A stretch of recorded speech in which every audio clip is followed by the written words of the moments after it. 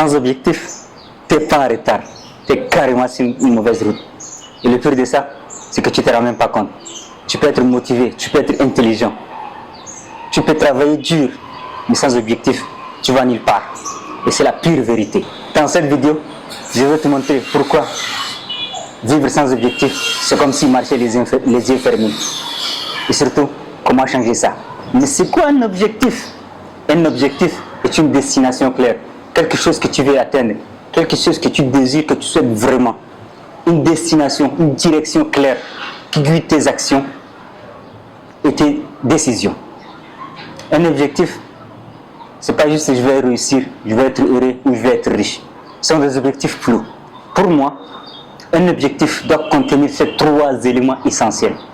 La première des choses, un objectif doit être clair. Clair comment? C'est-à-dire que tu dois savoir qu'est-ce que tu veux réellement. Pas juste seulement je veux réussir. Tu dois savoir concrètement ce que tu veux. Et en deuxième position, un objectif doit être mesurable. C'est-à-dire comment? Que tu peux l'atteindre ou pas. Et que tu vois si tu progresses ou pas. Et la troisième des choses, un objectif doit être défini dans un temps. C'est-à-dire que tu te fixes une deadline. Pas juste vague. Par exemple, je vais lire un livre par mois sur la confiance en soi pendant 6 mois. Analysons cette phase voir.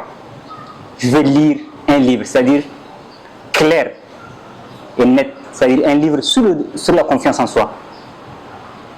Par mois, c'est-à-dire bien mesurable, un livre par mois et pendant 6 mois avec une deadline. Et moi, quand on parle des objectifs, j'ai un ami qui me vient directement en tête. Quand j'étais en 2019, j'étais au Soudan. Pendant la CAN 2019, on regardait la CAN, c'était merveilleux. On était au Soudan et la CAN s'est passée en Égypte. Et il y avait mon pote qui m'a dit, ouais mon frère, si on avait d'argent, on allait passer en Égypte voir la CAN. Mais malheureusement, on n'a pas d'argent et un autre jour viendra. Alors moi, quand j'étais au Soudan en 2019, je me projetais, c'est-à-dire l'année prochaine, en 2020, je serais au Cameroun pour les études. Et il m'a dit quoi? Que tu es vraiment chanceux qu'en 2021, tu auras voir le CAN 2021 au Cameroun. Et j'étais au Cameroun et j'ai vu la CAN 2021, c'était magnifique, c'était l'une des meilleures CAN que j'ai assistées parce que j'étais là, présent sur le terrain. C'est quoi? C'était un objectif clair. Ce qui m'a plu, c'est pas mon objectif à moi, mais c'est un objectif à lui. Et quand il m'a dit ça, il m'a dit, tu sais quoi? En 2022, moi j'irai au Qatar voir la Coupe du Monde. Et il s'est fixé un objectif de 3 ans, c'est-à-dire qu'on était en 2019 et il a dit en 2022 j'irai au Qatar voir la Coupe du Monde. Et quand le moment est arrivé, il était là-bas. Donc pourquoi il est important d'avoir un objectif? Sans objectif, tu avances, mais vers où? Disons, prenons un petit exemple, c'est-à-dire que tu te réveilles le matin et tu prends ton sac et tu commences à marcher. Tu marches, mais sans objectif. Mais au final, tu serais fatigué et tu ne sais pas quoi faire. Au final, tu rentres à la maison, c'est-à-dire tu as fait 0 trajet. Disons, prenons un autre petit exemple. Disons, tu prends le taxi et tu ne donnes pas l'adresse au chauffeur. Il te demande où on va et tu lui dis, c'est pas roule. Et au final, vous faites le tour de la ville et les résultats, il gaspille son essence. Tu perds ton temps, ton énergie, ton argent et ta patience. C'est comme ça dans la vie. Quand tu n'as pas d'objectif, tu tournes au rond, tu peux te réveiller le matin, faire ta routine, mais si tu n'as pas d'objectif, tu vas nulle part. Et donc, tu dois décider de te fixer un objectif. Et un objectif doit comprendre ces 3 éléments, doit être clair, mesurable et dans un temps précis. Après avoir vu comment l'objectif est important, l'une des choses cruciales pour atteindre l'objectif, c'est de l'écrire. Une étude fascinante qui a été faite à l'université de Dominican en Californie, une chercheuse du nom Gail Matthews a fait une recherche sur 267 personnes. Sur 267 personnes, certains ont écrit leur objectif et d'autres non. Et après le résultat, c'est-à-dire en 2015, le résultat a été que ceux qui ont écrit leur objectif ont 42% de chances d'atteindre leur objectif. C'est pourquoi, quand tu écris un objectif sur un papier, c'est-à-dire à la main, tu envoies un signal à ton cerveau, c'est que tu es engagé. On retient 2 fois ce qu'on écrit plus que ce qu'on lit.